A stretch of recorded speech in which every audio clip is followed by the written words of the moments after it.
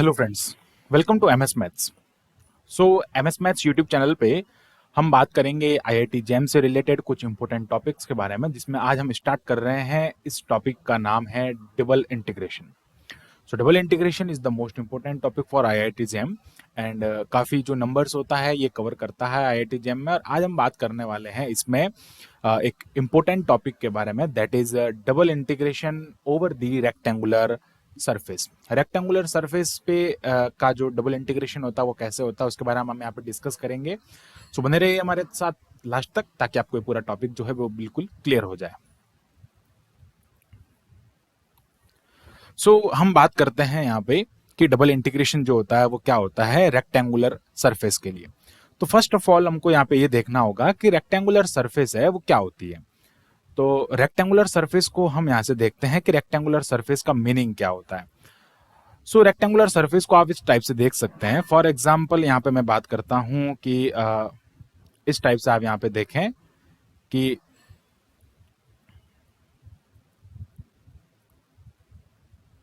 हम यहाँ पे जो है वो एक कार्टेशियन कोऑर्डिनेट सिस्टम में रेक्टेंगुलर सरफेस जो है वो उसको ड्रॉ कर रहे हैं। तो आप यहाँ पे देखें कि रेक्टेंगुलर सरफेस जो होता है उसमें क्या होता है कि जो इंटीग्रेशन होता है उसकी जो लिमिट होती है वो क्या होती है, फिक्स्ड होती है। इट मीन्स आप क्या देख सकते हैं, जैसे मैं बात करता हूँ रेक्टेंगुलर सरफेस की हम बात कर रहे हैं। जो आपका रीजन होगा वो कैसे होगा, एक रेक्टेंगुलर सरफेस में होगा। रीजन जो होगा वो रेक्टेंगुलर सरफेस में होगा। वो अभी आपको पता चल जाएगा कि इसमें किस टाइप के क्वेश्चंस पुट अप होते हैं एंड हम यहाँ पे कौन से क्वेश्चंस के बारे में डिस्कस करने वाले हैं। ओके, नाउ बात कर रहा हूँ कि this is the region. Okay, ये हो जाएगा आपका रीजन। और इसमें क्या होता है कि जो लोअर लिमिट होती है इंटीग्रेशन में क्वेश्चन की, वो जो लोअर लिमिट है वो लोअर लिमिट कैसी होती है, आपके पास में इक्वल लोअर लिमिट होती है। तो इक्वल लोअर लिमिट के साथ में जब आपको इंटीग्रेशन करना होता है तो उस टाइम से हम कैसे कर सकते हैं उसकी ट्रिक भी बताऊंगा मैं आपको। और उसका जो है उसके दो मेथड है और बोथ मेथड में आपको यहाँ पे बताऊंगा। नाउ हम बात करते हैं इस रीजन में। Let this is X axis and this is Y axis. और इस रीजन में जैसा कि आप यहाँ पे देख सकते हैं, you can see this is the rectangular surface. Rectangular surface means होता है इनकी जो पॉइंट्स होते हैं, ये जो आप पॉइंट्स यहाँ पे देख रहे हैं, these points are constant. Okay, ये जो जो 4 पॉइंट है, ये 4 पॉइंट जो होते हैं वो कांस्टेंट पॉइंट होते हैं। और लिमिट जो होगी वो कैसी होगी, आपको इंटीग्रेशन की लिमिट आपको यहाँ पे जो गिवन होगी that is constant limit. It means first of all आप यहाँ पे ध्यान रखें कि आपको जो लिमिट गिवन होगी that is constant limit. in this type of integration, limit will be constant. Okay, limit will be constant. Limit यहाँ पे आपको कांस्टेंट गिवन होगी।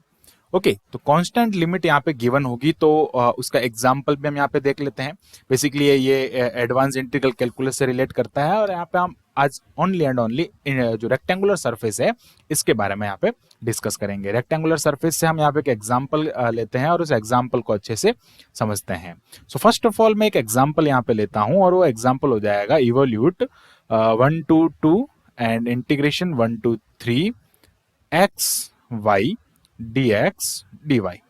ओके, अब मैं इसको आपको दो तरीके से करके बताऊंगा। बोथ मेथड में यहाँ पे सॉल्व करके आपको यहाँ पे दिखाऊंगा कि उन दोनों मेथड से हम इसको कैसे कर सकते हैं। तो आप यहाँ पे देखें, फर्स्ट ऑफ ऑल मैं यहाँ पे फर्स्ट मेथड जो है वो यहाँ पे कर रहा हूं। तो फर्स्ट मेथड यहाँ पे हम करेंगे। फर्स्ट मेथड का मीनिंग क्या है आप देखें।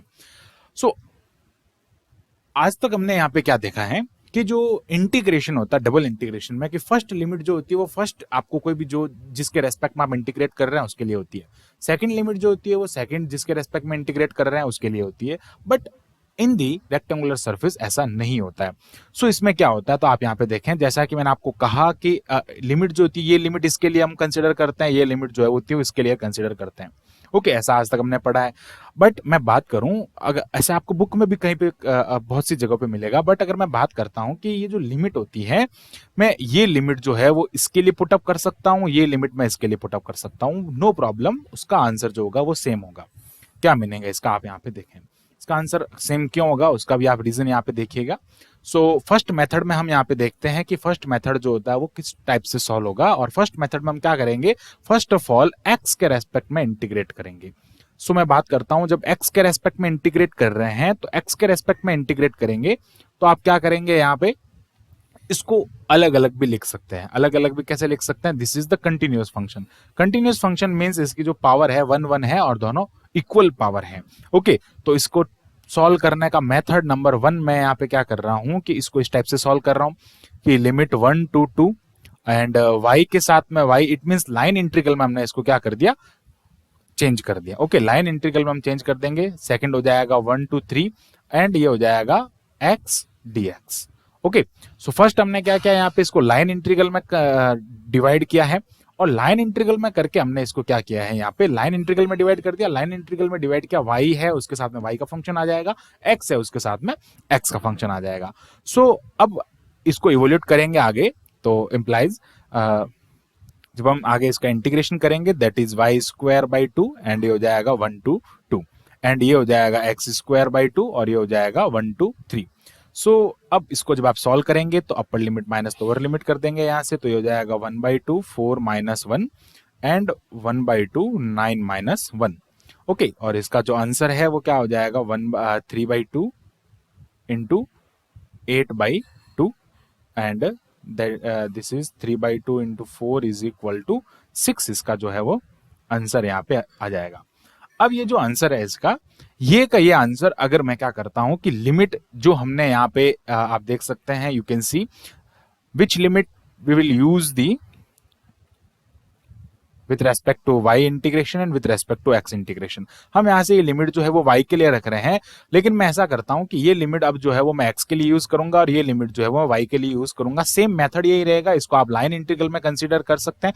अब एक पॉइंट मैं आपको एक और बता देता हूं कि लाइन इंटीग्रल में हम कब यहाँ पे कंसीडर कर सकते हैं, तो वो मैं यहाँ पे लिख लेता हूं when the continuous function. Okay, तो एक बार मैं आपको इसका जो है सेकंड मेथड करके बता देता हूं जिसमें हम ये जो लिमिट है वो एक्सचेंज करेंगे। ये लिमिट हम x के लिए लेंगे और ये लिमिट हम y के लिए लेंगे।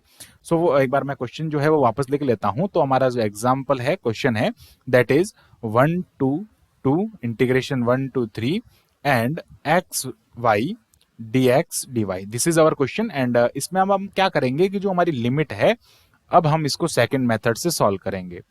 सेकंड मेथड क्या हो जाएगा, बेसिकली हम इसकी लिमिट चेंज कर रहे हैं। इट मींस आप यहाँ पे देख सकते हैं हमने यहाँ पे क्या किया कि जो लिमिट है वो 1 to 3 y के लिए यूज किया, अब 1 to 3 जो है वो x के लिए यूज करेंगे।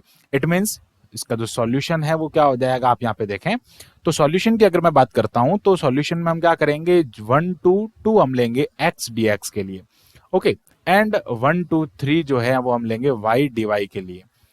नाउ इसको जब हम इवेल्यूएट करेंगे तो ये आ जाएगा आपके पास में x square by 2 1 to 2 and y square by 2 1 to 3।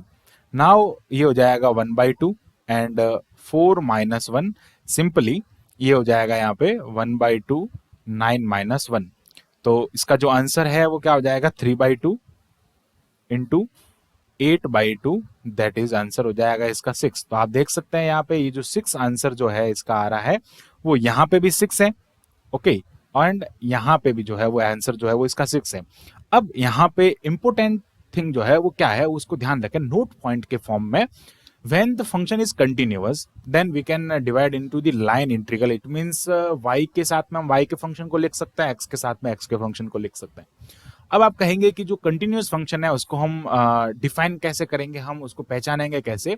तो वो पहचानने के लिए आपके पास में क्या होना चाहिए, जो फंक्शन है जो वेरिएबल्स हैं उनकी पावर जो है वो इक्वल होनी चाहिए। If the power is equal then function will be continuous function. Okay, और कंटिन्यूअस फंक्शन किस में हो जाएगा, वो only and only rectangular surface के लिए होगा। रेक्टेंगुलर जो आप इंटीग्रल फॉर्म करते हैं उसके लिए ये सरफेस हो जाएगा। ओके, देन मैं यहाँ पे बात करता हूँ कि एक और एग्जांपल लेके आपको समझाता हूँ कि उसके लिए भी हम क्या कर सकते हैं।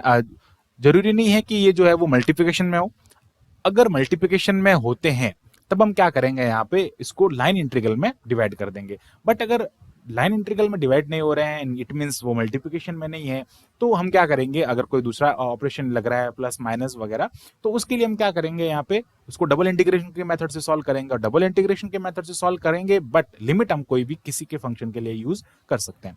नाउ यहाँ पे आप देखें कि एक और एग्जाम्पल के थ्रू हम इसको समझते हैं, और एक और एग्जाम्पल मैं यहाँ पे कंसिडर कर लेता हूं।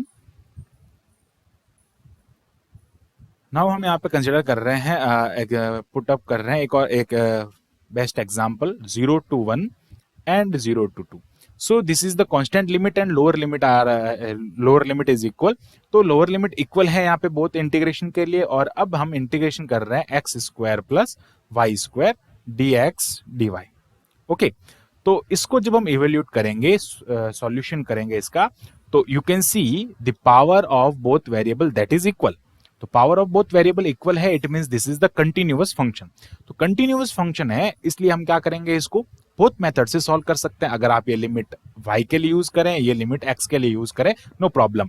But if in the question mentioned आ जाए आपके पास में this is for x and this is for y, तो आप उसको उस फॉर्म में जो है सॉल्व करें। बट IIT जेम के अकॉर्डिंग जो है वो ऑप्शनल, वहां पे जो होता है वो ऑप्शंस होते हैं और ऑब्जेक्टिव टाइप्स क्वेश्चन होता है, तो उसमें आप कोई भी टाइप की लिमिट्स यूज कर सकते हैं, वहां पे मेंशन्ड हो चाहे ना हो, आंसर जो है वो बहुत इक्वल होंगे।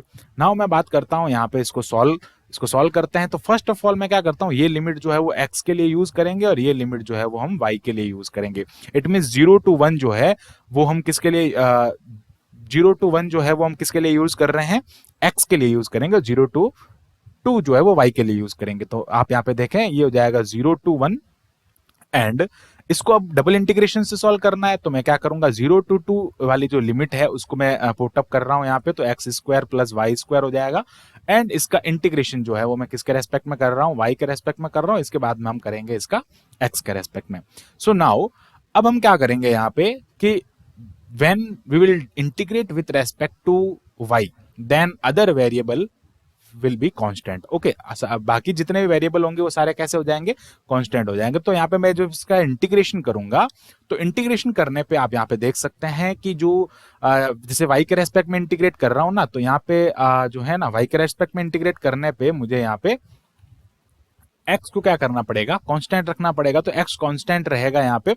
ओके, y के रेस्पेक्ट में इंटीग्रेशन कर रहे हैं तो x हो जाएगा यहाँ पे ओनली एक्स स्क्वायर, और यहाँ पे आ जाएगा y प्लस ये क्या हो जाएगा, y स्क्वायर का हो जाएगा y cube by 3 and 0 to 2 हो जाएगा। और इंटीग्रेशन फिर आपको इसका किसके रेस्पेक्ट में करना है, x के रेस्पेक्ट में करना है। इंप्लाइज 0 to 1 हो जाएगा। अब हम इसमें लिमिट पुट कर लेते हैं, तो ये हो जाएगा, देखो X square as it is रहेगा वहां पे। सो एक्स स्क्वायर यहाँ पे एज इट इज है, हम इसमें 2 पुट कर रहे हैं लिमिट, इसमें इट मीन ये हो जाएगा 2x स्क्वायर, प्लस हम इसमें लिमिट पुट कर रहे हैं दैट इज 8/3, और 0 जो है वो यहाँ पे इसमें से माइनस हो जाएगा। फिर हम क्या करेंगे, x के रेस्पेक्ट में इसका इंटीग्रेशन करेंगे। तो आप देखें यहाँ पे कि जो y वाला फंक्शन है, हम y के रेस्पेक्ट में इंटीग्रेशन कर रहे हैं, तो क्या हो रहा है, y वाला फंक्शन जो हो रहा है वो यहाँ से हट रहा है। ओके, y वाला फंक्शन यहाँ से रिमूव हो रहा है। फिर अगर मैं यहाँ पे क्या करता, x के रेस्पेक्ट में करता, तो वही सेम कंडीशन होती है मेरे पास में। उसमें भी क्या होता, x का जो फंक्शन है, x का जो फंक्शन कोई भी है उसमें वेरिएबल, वो x के सारे टर्म्स जो है वहां से रिमूव हो जाते हैं। ओके, तो नाउ मैं बात कर रहा हूँ यहाँ से, अब x के रेस्पेक्ट में इसका इंटीग्रेशन करेंगे, तो ये क्या हो जाएगा हमारे पास में 2x क्यूब बाई 3 प्लस ये हो जाएगा 8/3 इंटू एक्स, एंड ये हो जाएगा 0 to 1। ओके, तो अब लिमिट पुट कर लेंगे, इसमें बहुत सिंपल क्वेश्चन है, लिमिट पुट करेंगे अब यहाँ पे, तो ये हो जाएगा 2/3 एक्स स्क्वायर का हो जाएगा यहाँ पे ओनली 1 हो जाएगा, एंड प्लस आ जाएगा 8/3 में ये हो जाएगा 1। इट मीन्स आपका इसका जो आंसर है वो 10/3 हो जाएगा। ओके, 8 + 2 10/3 हो जाएगा, this is the answer. Okay, when अब ये जो इसमें है, इसका आंसर जो है हमने कब लिया, जब हमने लिमिट 0 to 1 x के लिए कंसीडर की और 0 to 2 हमने y के लिए कंसीडर की। बट मैं बात करूं यहाँ पे कि ये जो लिमिट है, हम अगर लिमिट को एक्सचेंज कर लेते हैं तब क्या कंडीशन होगी। तो मैं एक बार क्वेश्चन को जो है वो वापस यहाँ पे लिख लेता हूं। तो आपका जो क्वेश्चन है example that is 0 to 1 integration 0 to 2 X square plus Y square D X and D Y. Now अब हम यहाँ पे जो लिमिट यूज करेंगे ना, वो लिमिट आप यहाँ पे देखें कि ये जो लिमिट है वो हम y के लिए यूज करेंगे और ये जो लिमिट है वो हम x के लिए यूज करेंगे। ओके, तो अब हम करते हैं इसका सॉल्यूशन यहाँ से स्टार्ट। तो सॉल्यूशन में फर्स्ट ऑफ ऑल हम क्या करेंगे, यहाँ से 0 to 1 को लेंगे एंड 0 to 2 को अब हम क्या करेंगे, x के रेस्पेक्ट में इंटीग्रेट करेंगे। तो ये हो जाएगा 0 to 2 X square plus Y square, and x के रेस्पेक्ट में इंटीग्रेट कर रहे हैं, y को हम एज इट इज रखेंगे। ओके, सो फिर हम यहाँ से आगे कंसिडर कर लेते हैं, आगे जो है इस क्वेश्चन को सॉल्व करते हैं। तो ये हो जाएगा आपके पास में इसका इंटीग्रेशन जो है दैट इज, अब x के रेस्पेक्ट में कर रहे हैं, इट मींस क्या हो जाएगा x क्यूब बाई 3 प्लस ये हो जाएगा 2 okay sorry Y square into X 0 to 2 and dy के रेस्पेक्ट में आपको वापस इंटीग्रेट करना है। तो ये हो जाएगा 0 to 1 एंड ये जो आपके पास में लिमिट जब पुट करेंगे तो हो जाएगा 8/3 plus 2y² into dy। Same condition वही बन रही है, बस उस टाइम पे x के लिए बन रही थी, अब किसके लिए हो रहा है ये, अब ये y के लिए हो रहा है। ओके नाउ ये हो जाएगा अब अगर आप इसका y के रेस्पेक्ट में इंटीग्रेट करते हैं तो that is 8/3 into Y plus ये हो जाएगा यहाँ पे 8/3 इंटू वाई हो जाएगा एंड 2/3 इंटू y² और ये हो जाएगा 0 to 1। और जब आप इसमें लिमिट पुट करेंगे तो 8/3 प्लस ये हो जाएगा 2/3। आंसर जो है वो आपका क्या हो जाएगा 10/3। So this is the answer. तो अब आप देख सकते हैं यहाँ पे कि हमने क्या किया, लिमिट का ऑर्डर चेंज कर दिया। लिमिट एक बार हमने x के लिए यूज की, लिमिट एक बार हमने y के लिए यूज की। ओके तो उनमें लिमिट में कोई डिफरेंट नहीं हो रहा, किसमें, रेक्टेंगुलर सरफेस में। रेक्टेंगुलर सरफेस का जब हम इंटीग्रेशन करते हैं, सो यही मेथड है इसका, यही इसका जो है एक प्रॉपर कह सकते हैं आप कि लिमिट को जो है किसी के लिए भी यूज कर सकते हैं व्हेन लिमिट जो है वो वहां पे कांस्टेंट होनी चाहिए। अगर लिमिट कांस्टेंट नहीं है तो हम उसका यूज वहां पे नहीं कर सकते। अगर लिमिट कांस्टेंट है तो हम इस मेथड से इसको सॉल्व कर सकते हैं। और ये लिमिट कांस्टेंट कब होती है, जब आपके पास में रेक्टेंगुलर सरफेस का इंटीग्रेशन होता है ना, integration over the rectangular surface. Okay so अब हम बात करते हैं कि कंटिन्यूअस फंक्शन के लिए ही ऐसा होता है। अगर ये जो है कंटिन्यूस नहीं होता है, नॉन कंटिन्यूस होता है, तो उस टाइम पे हम इस मेथड का यूज नहीं कर सकते। तो इसके कुछ क्राइटेरिया भी आप ध्यान रखें कि when the function will be continuous then we can use this formula and this method. Okay so अब मैं यहाँ पे एक बार आपको बता देता हूँ कि जो इसकी कंडीशन है वो मैं यहाँ पे लिख लेता हूँ कि if the function is continuous then we can use the limit for both orders. Okay हम किसी के लिए भी इसके ऑर्डर्स को यूज कर सकते हैं। अब आप कहेंगे कंटिन्यूस एंड नॉन कंटिन्यूस को पहचानेंगे कैसे, तो बेसिकली आप यही ध्यान रखें कि कंटिन्यूस फंक्शन में क्या होता है, जैसे पावर जो है मैं इसकी 2 कर देता हूँ, इसकी भी 2 कर देता हूँ, तो ये जो है वो कंटिन्यूस फंक्शन है। अगर मैं ये लिख देता हूँ ऐसे XY³, ओके तो XY³ यहाँ पे लिखने पे अब जो इसकी जो है वो ये नॉन कंटिन्यूस कह सकते हैं आप, ये कंटिन्यूस नहीं है। ओके सो इस टाइप से आप ध्यान रख सकते हैं कंटिन्यूस है या नहीं है। और एक चीज का ये भी ध्यान रखें कि जब ये मल्टीप्लिकेशन में होता है तो आप क्या कर सकते हैं, इसको लाइन इंटीग्रल में डिवाइड कर सकते हैं। और कोई बीच में जैसे x² प्लस y² हो जाए, जैसे x³ माइनस 2y² हो जाए, तो इस टाइप से अगर आप इसको लाइन इंटीग्रल में डिवाइड नहीं कर सकते ना, तो उस टाइम पे आप उसको नॉर्मली डबल इंटीग्रेशन के मेथड से सॉल्व करें। पहले x के रेस्पेक्ट में इंटीग्रेट करें, when we will integrate with respect to x then the other variable y will be constant. वहां पे क्या होगा, वो y विल बी कांस्टेंट होगा। ये पार्शियली इंटीग्रेट होता है बेसिकली, सो ये ऑटोमेटिकली पार्शियली होता है, इसमें हम पार्शियली यूज नहीं करते वर्ड का, but this is the partially. So I hope आपको जो पूरा टॉपिक है वो क्लियर हुआ होगा। So thanks for watching this video, keep watching MS Maths and subscribe the channel MS Maths।